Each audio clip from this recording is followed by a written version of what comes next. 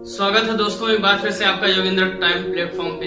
दोस्तों आज हम अपने 20वें सेशन में हैं और हमने पॉलिटी का जो सेशन शुरू किया था, शुरू से हमने एक एक पॉइंट्स देखे हैं और आज हम पहुंच चुके हैं आपके कार्यपालिका पर। आज हम पहुंच चुके हैं बेसिकली संघ पे बात करने के लिए, यूनियन पर बात करने के लिए। आपको हम एक बार थोड़ा सा रिवाइज करवाना चाहेंगे कि भाग 1 में हमने पढ़ा था संघ के बारे में, यूनियन के बारे में और उसके राज्य क्षेत्रों के बारे में, जिसको आप पढ़ते हैं संघ एवं उसका राज्य क्षेत्र भाग 1 अनुच्छेद 1 से 4। दूसरे भाग में हमने पढ़ा अनुच्छेद 5 से 11 तक लेकर नागरिकता के बारे में हमने पढ़ा। वहां पे जाना हमने नागरिकता के विभिन्न प्रावधानों के बारे में, उसमें सीए के बारे में हमने जाना, एनआरसी के बारे में भी हमने जाना और एनपीआर के बारे में भी हमने जाना। तीसरा भाग हमने पढ़ा अनुच्छेद 12 से लेकर 35 तक मूल अधिकारों के बारे में, वहां पे पढ़ा गया। चौथे भाग के बारे में पढ़ा गया 36 से लेकर 51 तक नीति निर्देशक तत्वों से जो कि संबंधित था। उसी का भाग 4 का हमने पढ़ा जो कि अनुच्छेद 51 का के तहत था, जिसमें मूल कर्तव्यों के बारे में बताया गया था। लास्ट में हमने वही बात की थी कि 11 मूल कर्तव्य कौन कौन से हैं, सरदार स्वर्ण सिंह कमेटी क्या। अगर अभी तक आपने उसको नहीं देखा तो आप देखिए। आशा करते हैं आप पूरी नोट्स बना रहे होंगे और आपका पूरा पॉलिटी का सेक्शन यहाँ से कवर हो रहा है। और आज हम 20वें सेशन में पहुंच चुके हैं। हमने संविधान सभा से बात शुरू की थी, विशेषताओं के बारे में हमने शुरू में पढ़ा था, उसको भी जाके आप देखिए, क्योंकि वहां से छोटे छोटे क्वेश्चन पूछते हैं जो कि आपके तुरंत आंसर देने से ही उसका सोल्यूशन निकलने वाला, उसमें कोई कॉन्सेप्ट नहीं लगता है। चाहे वो संविधान सभा हो, चाहे संविधान सभा में चुनावों की बात हो या समितियों की बात हो, चाहे प्रारूप समिति या अन्य समिति से संबंधित बात हो, तो हमारे सारे सेशन को आप जाकर देखें और उसका लाभ उठाएं। तो आज हम 20वें सेशन में बात करेंगे भाग 5 की अनुच्छेद 52 से लेकर 151 तक। उस 52 से लेकर 151 तक के क्रम को थोड़ा सा हम काटेंगे और 52 से 78 तक अनुच्छेद के बारे में आज चर्चा करेंगे, अर्थात भारत की कार्यपालिका के बारे में। दोस्तों कार्यपालिका जैसा कि किसी भी राष्ट्र के 3 स्तंभ होते हैं, कार्यपालिका, विधायिका और न्यायपालिका। चौथे स्तंभ के रूप में जिसे जाना जाता है वो है आपका मीडिया। इसमें बहुत ज्यादा चर्चा में है, आप इसको ध्यान में रखिएगा। चौथा स्तंभ जो माना जाता है वो मीडिया को माना जाता है। तो जो कार्यपालिका है, कार्यपालिका का काम वह होता है कि विधायिका अर्थात सांसद जो भी नियम कानून बनाकर हमें देते हैं, कार्यपालिका के पास भेजते हैं, उसको एग्जीक्यूट करवाना। इसीलिए इसको एग्जीक्यूटिव पावर मिली होती है, एग्जीक्यूट करवाती है उन चीजों को। और वो एग्जीक्यूट सही से करवा रही है कि नहीं, विधि विधान सही से बन रहे कि नहीं, इसके लिए न्यायपालिका होती है। ठीक, आशा करते हैं आपको 3 सेगमेंट जो है ये आपको समझ में आए होंगे। 3 जो टर्म्स है यहाँ पे वो समझ में आए होंगे। चौथा टर्म आपका मीडिया, आप उसको जानते ही हैं। तो बेसिकली कार्यपालिका जो होती है वो क्या करती है, एग्जीक्यूट करवाती है कार्यों को, जो भी संसद कानून बना के देती है। अब देखिए है क्या, जैसे जब सांसद होता है कोई व्यक्ति तो वो क्या होता है, वो विधायिका का अंग होता है। परंतु जब वही सांसद मंत्री के रूप में काम करता तो क्या करता है, कार्यपालिका का हिस्सा हो जाता है। ये यहाँ पे थोड़ा सा कंफ्यूजिंग वाला एरिया था। दोस्तों जो कार्यपालिका होती है या यूं कहें जो प्रशासन को चलाने का तरीका है वो अलग अलग देशों में अलग अलग है। बेसिकली अगर हम बात करें तो 3 तरीके की एग्जीक्यूटिव जो सिस्टम्स हैं वो बने हुए हैं। इसको आप थोड़ा सा याद रखिएगा। एक अध्यक्षात्मक है, दूसरा सामूहिक है, तीसरा संसदीय है। अध्यक्षात्मक, सामूहिक और संसदीय। देखिए अध्यक्षात्मक क्या होते हैं, ये ऐसी व्यवस्था होती है जिसमें किसी भी राष्ट्र को किसी एक व्यक्ति की अध्यक्षता में गवर्न किया जाता है। जैसे कि अमेरिका की जो व्यवस्था है वो राष्ट्रपति के अंतर्गत गवर्न होती है और वो संवैधानिक और वास्तविक प्रधान दोनों ही होता है। ठीक है। दूसरा अगर हम समिति के रूप में देखें या जिसको आप कहते हैं सामूहिक जो कार्यपालिका है, वो वह होती है जिसमें कि प्रशासन की जिम्मेदारी, देश की जिम्मेदारी एक समिति में होती है। जैसा कि स्विट्जरलैंड में देखा गया है 7 लोगों का एक समूह होता है, बारी बारी से एक वर्षों के लिए वो देश के सर्वेसर्वा अर्थात राष्ट्रपति होते हैं। ठीक, तो बारी बारी से लोग वहां पे शासन करते हैं एक समिति के माध्यम से। तीसरा जो है वो संसदीय है। जैसा कि आपने हमारे शुरुआती सेगमेंट्स में देखे होंगे, जहां पे हमने कहां से कौन कौन से देशों से कौन कौन सी व्यवस्थाएं हमारे संविधान में शामिल की गई हैं, उसमें हमने चर्चा किया है। तो भारत में जो संसदीय व्यवस्था शामिल की गई वो ब्रिटेन से शामिल की गई। संसदीय व्यवस्था का आशय ये होता है कि यहाँ पर राष्ट्रपति, लोकसभा और राज्यसभा, ये 3 लोग ऐसे होंगे जो लेजिस्लेटिव असेंबली में पार्टिसिपेट करेंगे, जो नियम कानून बनाएंगे और इनको एग्जीक्यूट करवाएगी आपकी कार्यपालिका। ठीक है, और इनके एग्जीक्यूट में और साथ ही साथ कानून बनाने में अगर कोई दिक्कत आती है, समीक्षा कौन करेगा? न्यायपालिका। तो आज हम बेसिकली चूंकि भारत के संदर्भ में बात करेंगे, भारत में संसदीय व्यवस्था लागू, याद रखिएगा जितने भी टर्म्स यहाँ पे यूज किए जाएंगे, जितनी भी बातें आपको बताई जा रही है, वो सारे एग्जाम पॉइंट ऑफ व्यू से महत्वपूर्ण है, वो टर्म्स पूछे जाते हैं। क्वेश्चन कई बार पूछा गया है कि भारत में किस तरीके की व्यवस्था अपनाई गई है, संसदीय व्यवस्था अपनाई गई है, कहां से प्रेरित है? ब्रिटेन से प्रेरित है। तो अगर हम भारत की कार्यपालिका को देखें, और भारत की कार्यपालिका में होगा क्या? 2 तरह की कार्यपालिका आएंगी, एक तो संघ की कार्यपालिका और एक राज्य की कार्यपालिका। राज्य की कार्यपालिका के बारे में हम राज्य वाले सेक्शन में बात करेंगे, संघ की कार्यपालिका के बारे में आज हम यहाँ पे चर्चा करेंगे। संघ की कार्यपालिका सीधे पूछ सकता है किस भाग में है? भाग 5 में है, अनुच्छेद 52 से लेकर 78 तक है। ठीक है, बेसिकली 52 से लेकर 78 तक है, लेकिन अगर 52 से 151 जो यहाँ लिखा है, इसका आशय ये हुआ कि ये पूरे यूनियन के बारे में बताया गया, संघ के बारे में बताया गया, जबकि कार्यपालिका के बारे में अगर आप देखेंगे तो 52 से लेकर 78 तक है। अब देखिए है क्या, यहाँ थोड़ा 1-2 पॉइंट्स आप समझिए। इसे कार्यपालिका में शामिल कौन कौन लोग होते हैं आपसे पूछा जा सकता है। नंबर 1, राष्ट्रपति शामिल होता है, उपराष्ट्रपति शामिल होता है, प्रधानमंत्री सहित मंत्रिपरिषद शामिल होती है और महान्यायवादी शामिल होता है। इतने लोग ऐसे होते हैं जो संघ की कार्यपालिका में शामिल होते हैं। क्लियर हो रहा है? ये चीज याद रखने वाली है कि यहां पर कोई भी नौकरशाह शामिल नहीं होता है, याद रखिएगा। तो नौकरशाह संघ की कार्यपालिका का हिस्सा नहीं होता है, ठीक है ना, इसको याद रखिएगा। राष्ट्रपति होगा, उपराष्ट्रपति होगा, प्रधानमंत्री सहित मंत्रिपरिषद होगी और साथ ही साथ महान्यायवादी होगा। याद रखिएगा, यहाँ पे कैग भी शामिल नहीं। ये क्लियर हुआ? कार्यपालिका क्या है ये भी आपको पता चल गया होगा। अब देखिए बेसिकली हम बात करने चल रहे हैं कि भारत की कार्यपालिका में सर्वे सर्वा कौन होता है, फिर वहां से आप को हम उस दिशा में ले चलेंगे, कुछ सर्वे सर्वा को चुनने की व्यवस्था क्या होती है, बाकी जो महत्वपूर्ण बिंदु हैं जो एग्जाम में आते हैं। देखिए भारत की कार्यपालिका अगर हम बात करें तो भारत की कार्यपालिका का प्रधान राष्ट्रपति होता है, आप जानते होंगे, अगर नहीं जानते तो आज आप जान लीजिए। ठीक है, अगर आप पहली बार पॉलिटी के संदर्भ में सुन रहे हैं तो आपके लिए नई चीजें होंगी कि कार्यपालिका अर्थात जो एग्जीक्यूटिव अथॉरिटी है भारत की, उसमें जो सबसे सुप्रीम व्यक्ति होता है वो राष्ट्रपति होता है। कार्यपालिका का प्रधान कौन होता है? राष्ट्रपति होता है। ये चीज क्लियर हुआ? ये क्वेश्चन कई बार पूछा गया। ठीक है, अब थोड़ा सा हम राष्ट्रपति के बारे में जान लेते हैं। पहले जैसे है क्या, जब भी हम पढ़ना शुरू करते हैं हम रटना शुरू कर देते हैं, हम इंटरेस्ट के साथ नहीं पढ़ते। राष्ट्रपति यार एक बड़ी चीज है, आप जानिए कुछ।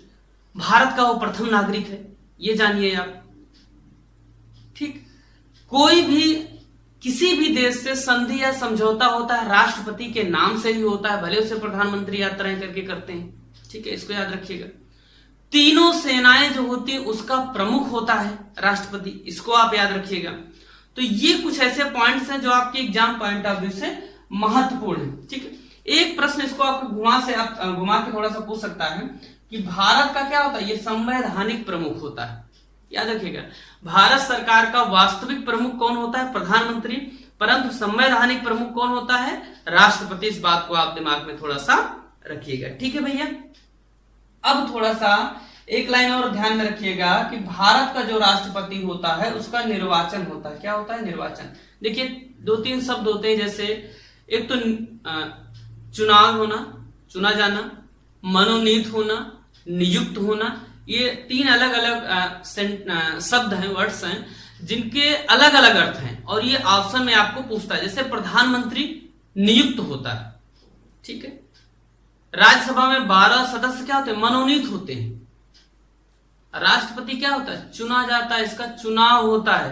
प्रधानमंत्री का चुनाव नहीं होता। प्रधानमंत्री क्या होता है? एक सांसद होता है, सांसद का चुनाव होता है, लेकिन प्रधानमंत्री का चुनाव नहीं होता है। प्रधानमंत्री को राष्ट्रपति अपॉइंट करता है, नियुक्त करता है। इस बात को आप ध्यान में रखिएगा, ये क्वेश्चन पूछा गया। तो राष्ट्रपति का चुनाव अप्रत्यक्ष रूप से होता है। हमने थोड़ा सा राष्ट्रपति के बारे में जानकारी प्राप्त किया, ठीक है। अब आगे हम चलते हैं थोड़ा सा राष्ट्रपति से संबंधित अन्य तथ्यों और कथ्यों को हम जाने इससे पहले एक बार रिव्यू करते हैं भारतीय संविधान के विभिन्न अनुच्छेदों के तहत राष्ट्रपति की कौन कौन सी विशेषताएं दी गई हैं। तो सबसे पहले आपको बताते चले कि राष्ट्रपति का पद जो लिया गया है वो आपका ब्रिटेन से प्रेरित है, परंतु राष्ट्रपति निर्वाचित होगा ये प्रेरित है अमेरिका से। इस बात को आप याद रखिएगा। राष्ट्रपति के निर्वाचक मंडल में कौन कौन शामिल होगा, निर्वाचक मंडल का आशय होगा कि राष्ट्रपति को वोट कौन कौन देंगे, ये आपको लिया गया है आयरलैंड से। ठीक है भैया, 3 चीजें क्लियर होनी चाहिए। पहली, राष्ट्रपति का पद कहां से लिया गया है, ब्रिटेन से। इस बात को याद रखिएगा। निर्वाचित राष्ट्रपति का पद कहां से लिया गया, याद रखिएगा, निर्वाचित राष्ट्रपति होगा ये अमेरिका से लिया गया है, क्योंकि ब्रिटेन का जो राष्ट्रपति होता है वंशानुगत होता है, वहां चुनाव नहीं होता है। राजा होता है, सम्राट होता है, उसका बेटा वो भी राजा होता है, उसका बेटा वो भी राजा होता है। इस तरीके की व्यवस्था वहां पे चलती है। ठीक, तो यहां क्या होता है, चुना जाता है, तो चुनाव होगा ये कहां से लिया गया, अमेरिका से। चुनाव किस प्रकार से होगा, कौन कौन लोग वोट देंगे, आयरलैंड से लिया गया। आइए एक बार रिव्यू करते हैं आर्टिकल्स को। इंडियन कॉन्स्टिट्यूशन में कौन कौन से ऐसे आर्टिकल दिए गए, अनुच्छेद दिए गए हैं जो राष्ट्रपति संबंधित है। सबसे पहले अनुच्छेद 52 में कहा गया भारत का एक राष्ट्रपति होगा। 53 में कहा गया वो कार्यपालिका का प्रधान होगा। 54 में कहा गया है उसका निर्वाचन होगा, वो निर्वाचित होगा। 55 में कहा गया है निर्वाचन की रीति के बारे में बताया गया है। 56 में पदावधि के बारे में बताया गया है। 57 में राष्ट्रपति के पुनर्निर्वाचन से संबंधित बात बताई गई है। 58 में योग्यता के बारे में बताया गया है। 59 में सेवा शर्तों के बारे में बताया गया है। 60 बहुत इंपॉर्टेंट है, राष्ट्रपति के शपथ के बारे में बताया गया है। 61 के बारे में आप याद रखिएगा, बहुत ज्यादा महत्वपूर्ण, महाभियोग प्रक्रिया के बारे में बताया गया। हम जानेंगे आगे कि महाभियोग क्या होता है, कैसे लगता है, कहां से लिया गया है। ठीक है। 62 बताता है कि राष्ट्रपति की अगर किसी भी स्थिति में राष्ट्रपति का पद खाली हो जाता है तो उसके बाद की स्थिति क्या होगी, चुनाव किस तरीके से होंगे।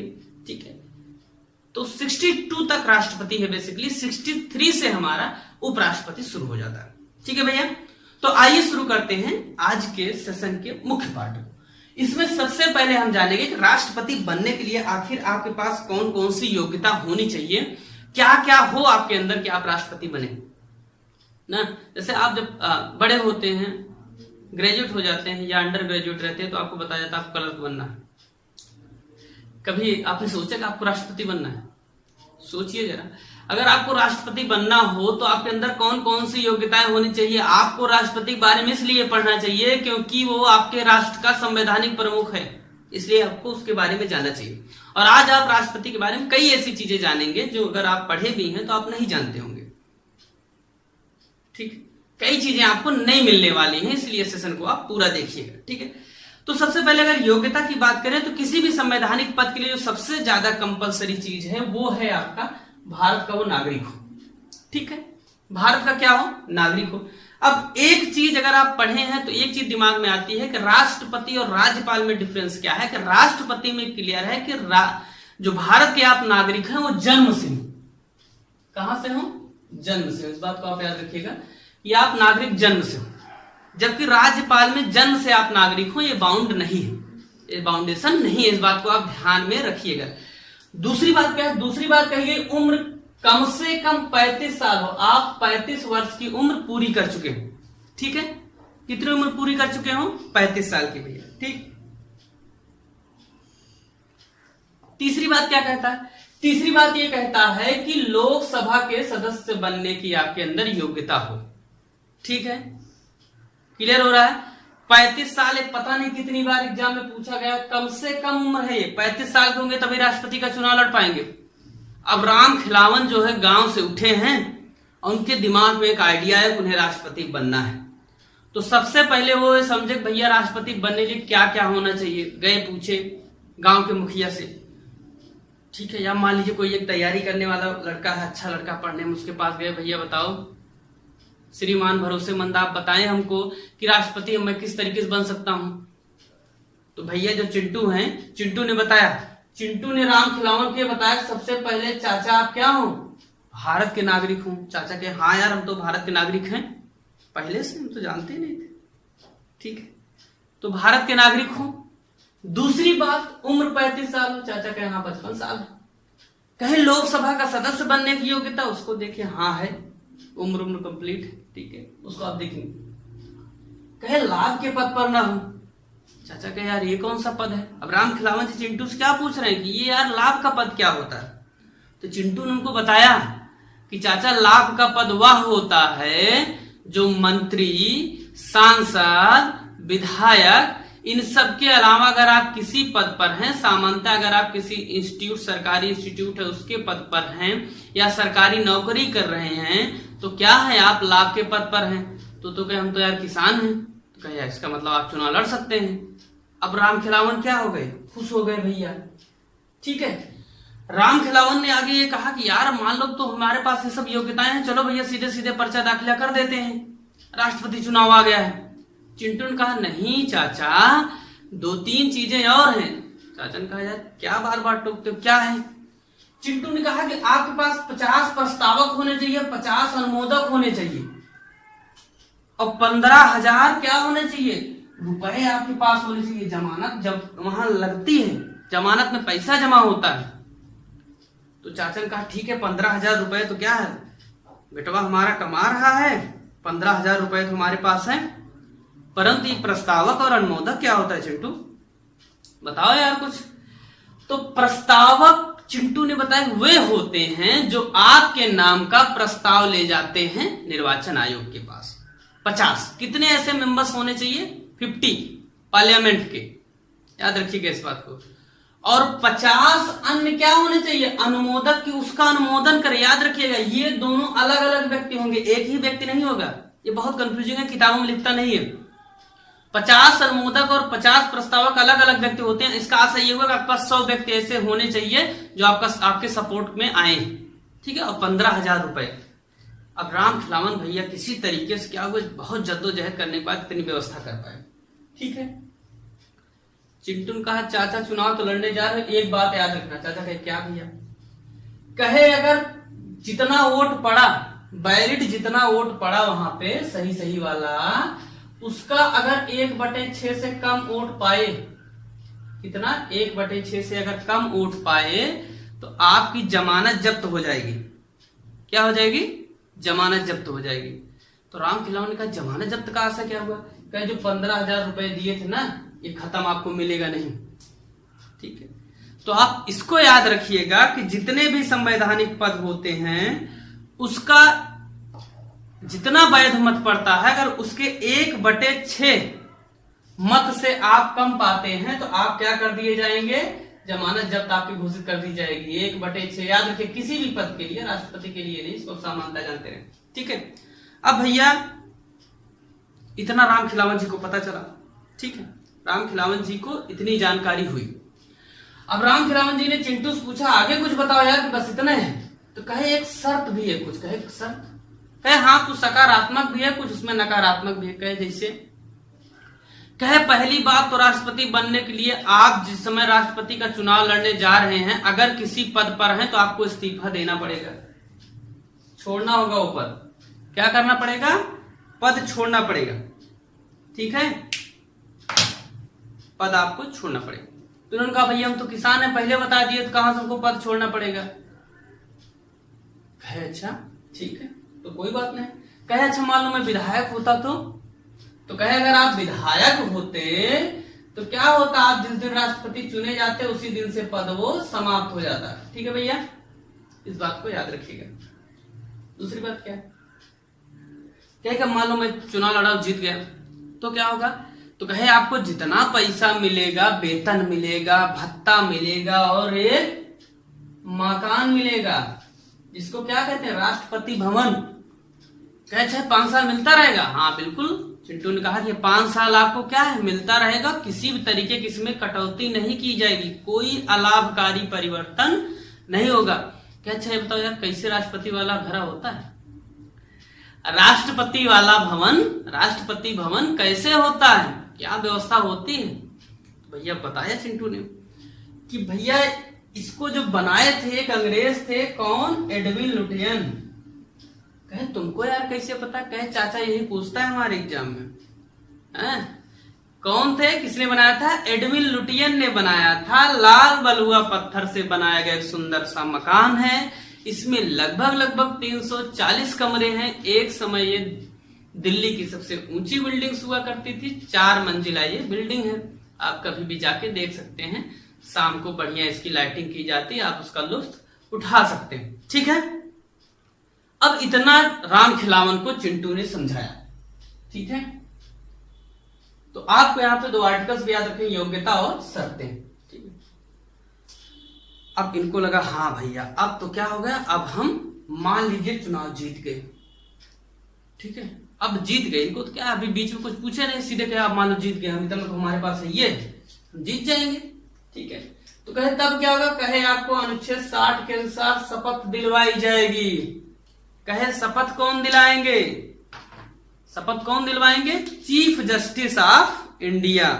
क्या ये यार क्या होता है, अंग्रेजी में बोल दे रहे, चीफ जस्टिस ऑफ इंडिया क्या होता है। चीफ जस्टिस ऑफ इंडिया का आशय ये हुआ कि जो सर्वोच्च न्यायालय है उसका मुख्य न्यायाधीश, जिसे याद रखिएगा भारत का मुख्य न्यायाधीश कहा जाता है। क्या कहा जाता है, भारत का मुख्य न्यायाधीश। ठीक है, तो पद की शपथ राष्ट्रपति को कौन दिलवाता है, भारत का मुख्य न्यायाधीश। अगर भारत का मुख्य न्यायाधीश नहीं है मान लीजिए किसी कारण से, तो जो वरिष्ठतम न्यायाधीश होता है वो क्या होता है, शपथ दिलवाता है किसको भैया, राष्ट्रपति को। क्लियर हो रहा है। और राष्ट्रपति क्या करता है, संविधान के प्रति निष्ठा, रक्षण, परिरक्षण, इन सब की क्या लेता है, शपथ लेता है। ठीक है, क्लियर हो रहा है। ठीक है, कहे मान लो हमने शपथ ले लिया तो कितने दिन तक राष्ट्रपति रहेंगे। कहे इसके लिए चाचा अनुच्छेद 56 कहता है पदावधि के बारे में। किसके बारे में कहता है, पदावधि के बारे में। आर्टिकल 56 कहता है कि आप कितने साल रहेंगे, जिस दिन आप शपथ लेंगे, पद ग्रहण करेंगे, सिग्नेचर करेंगे वहां पे, उससे 5 वर्ष तक। ठीक है, यहां पे याद आपको यह रखना है कि पद ग्रहण की तारीख से 5 वर्ष तक। यही पूछता आपको कि राष्ट्रपति पद धारण करता है 5 वर्ष तक, कब से, पद ग्रहण से, शपथ से, निर्वाचन से। ठीक है, तो चुनाव से। इस तरीके से 4 ऑप्शन आपको बनाएगा, उसमें याद रखना है पद ग्रहण से 5 वर्ष तक ये पद धारण करता है। 5 वर्ष से ज्यादा हो सकता है, लेकिन अगर किसी भ्रष्टाचार में नहीं संलिप्त है या इस्तीफा नहीं देता, किसी तरीके से हटाया नहीं जाता, तो 5 साल तक ये पद धारण करेगा। ठीक है, ये कई बार एग्जाम में पूछा गया है, इसको भैया आप रखते रहिए, जितना हम बता रहे हैं उसको रखते रहिए। ठीक है ना। अब देखिए क्या कहे, यार हाँ बता तो दिए सब, यहां से चलाए थे हमको, ये भी बता दिए कि मैं लड़ भी सकता हूं, 50-50 प्रस्तावक अनुमोदक, 15,000 जमानत राशि, 1/6 से अगर कम वोट पाएंगे भैया जमानत जब्त हो जाएगी, 15,000 रुपया हमारा जमा हो जाएगा। ठीक है, दूसरा ये बताए कि हमको शपथ कौन दिलवाएगा। ठीक है, कितने साल तक रहेंगे ये भी बता दिए कि पद ग्रहण की तारीख से 5 साल तक हम पद पर बने रहेंगे। क्या यार एक चीज नहीं बताई चिंटू, क्या चाचा कि ये नहीं बताया कि हम यार चुनाव ना हमारा कैसे होगा, निर्वाचन हमारा कैसे होगा। कहे चाचा उसको पूछे नहीं, आप बड़ी बड़ी चीजें पूछ ली। चिंटू ने बताया कि अनुच्छेद 54 के अनुसार आपका निर्वाचन होगा। निर्वाचन कौन करेगा, एक निर्वाचक मंडल करेगा। कौन करेगा, एक निर्वाचक मंडल आपका निर्वाचन करेगा। ठीक है, और इस निर्वाचक मंडल में कौन कौन होगा, ये महत्वपूर्ण है, ये आपसे एग्जाम में पूछता है। तो लोकसभा और राज्यसभा, सामान्य भाषण जिसे कहते हैं, संसद के, याद रखिएगा राष्ट्रपति को वोट देने जा रहे हैं तो वही वोट देगा जो खुद चुन के आया होगा। ठीक है ना, कौन, निर्वाचित सदस्य, हमेशा याद रखिए निर्वाचित, जो भी वोट देगा निर्वाचित देगा। तो संसद के सदस्य क्या होंगे, निर्वाचित होंगे, वो वोट देंगे। अब संसद में 3 लोग आते हैं, याद रखिएगा राष्ट्रपति, लोकसभा और राज्यसभा। तो राष्ट्रपति चुनाव ही होना है तो वोट कौन देगा, राज्यसभा और लोकसभा। कैसे सदस्य, जो खुद चुनकर आए अर्थात जो निर्वाचित हैं। और कौन वोट देगा, और भैया जो राज्यों की विधानसभाएं हैं वो वोट देंगी। याद रखिएगा राज्यों में भी 2 तरीके के सदन होते हैं, एक तो विधानसभा, दूसरे विधान परिषद। इनको सामूहिक रूप से विधानमंडल कहा जाता है, लेकिन सारे राज्यों में विधान परिषद नहीं है, ज्यादातर राज्यों में विधानमंडल ही है, सॉरी विधानसभा ही है विधानमंडल के तहत। ठीक है, तो वोट कौन देगा, सीधे लिख दिया विधानसभा, विधान परिषद भाग ही नहीं लेती है, भी पूछा जाता है। विधानसभा के निर्वाचित सदस्य और संसद के निर्वाचित सदस्य अर्थात लोकसभा और राज्यसभा के। कहे बस, कहे नहीं चाचा, बाद में एक संशोधन किया गया 1992 में, 70वां संविधान संशोधन, ठीक है। 70वें संविधान संशोधन में क्या कहा गया, चाचा ने पूछ लिया। 70वें संविधान संशोधन में यह कहा गया कि दिल्ली और पांडिचेरी राज्यों की विधानसभाओं को भी राष्ट्रपति निर्वाचन में भाग लेने की इजाजत दे दी गई, ठीक है। इसको भैया समझ में आया, ठीक है।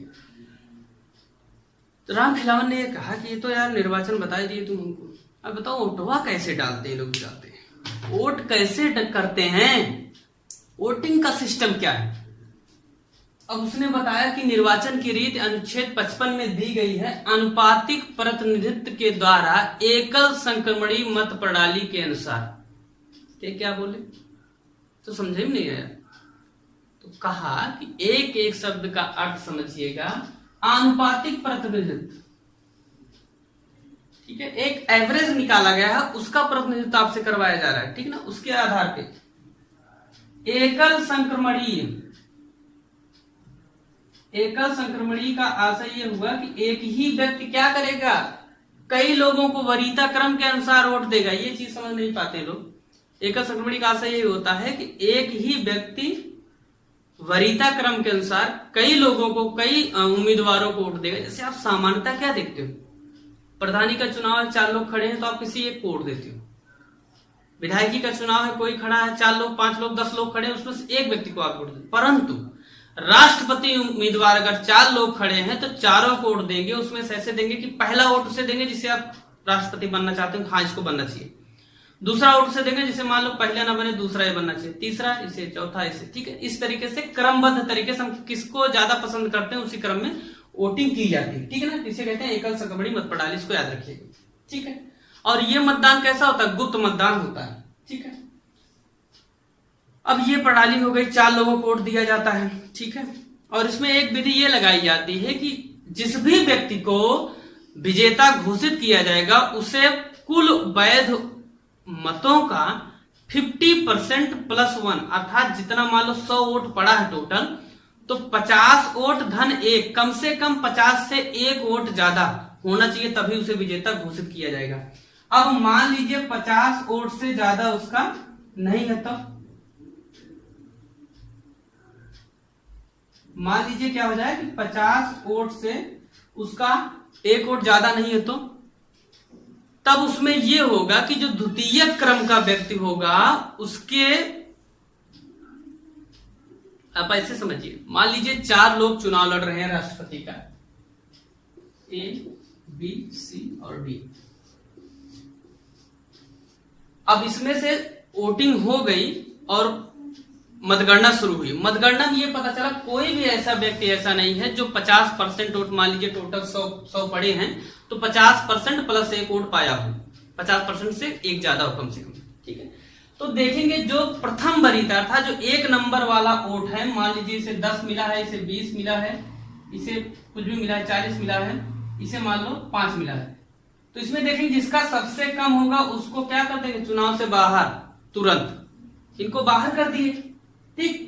और इनको जो 2 नंबर वाला वोट मिला है, अर्थात बी वाला जो वोट मिला था, समझिए ना, एक व्यक्ति आएगा तो इनको 1 2 3 4 1 देगा, फिर कोई मान लो 1 2 3 4 इस तरीके से वोट दिया, फिर कहा कि फिर कोई आया, पहले कहा इनको हम देंगे, फिर इनको देंगे, फिर इनको देंगे, फिर इनको देंगे, ठीक है। तो जो दूसरा नंबर वाला जो व्यक्ति इनको पसंद किया, अर्थात जो पसंद ऐसे व्यक्ति जिन्होंने दूसरे नंबर पे चाहा कि ये व्यक्ति बनेगा, अर्थात बी वोटों की, द्वितीय वोटों की जो संख्या होगी, मान लीजिए 20 है, तो इसको क्या करेंगे, इसको लेकर इन्हीं तीनों में हम बांट देंगे।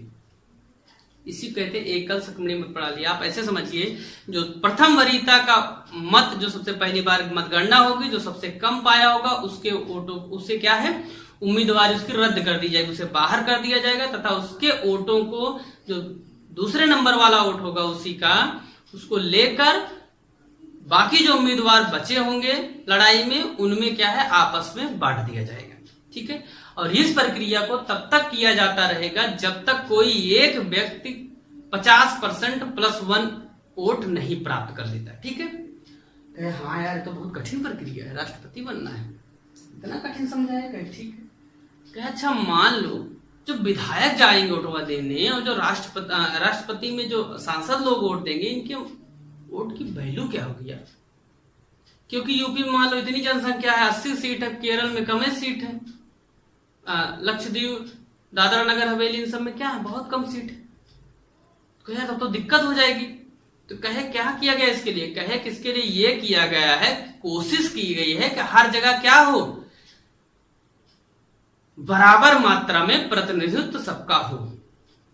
कहे इसके लिए क्या कहा गया कि जो यहां पे जनसंख्या काउंट की जाएगी वो 1971 की जनसंख्या को काउंट किया जाएगा। ये बात याद रखिएगा, 84th कॉन्स्टिट्यूशन द्वारा, अमेंडमेंट द्वारा इसको कहा गया था। 1971 के जो जनसंख्या थी उसमें जो जनगणना हुई थी उसी के आधार पर जनसंख्या काउंट की जाएगी। ठीक है, अब यहाँ पे दो चीज आपसे पूछ सकता है, तो विधायक की वैल्यू कैसे उसके मतों की निकालेंगे और सांसद की वैल्यू मतों की। ठीक है ना, तो विधायक की वैल्यू के लिए क्या करेंगे, हम राज्य की जो टोटल जनसंख्या है, जिस भी राज्य के विधायक की हमें निकालना है, ठीक है ना, मान उत्तर प्रदेश निकालना, उत्तर प्रदेश राज्य की कुल जनसंख्या बटे वहां के विधानसभा के निर्वाचित सदस्यों की संख्या।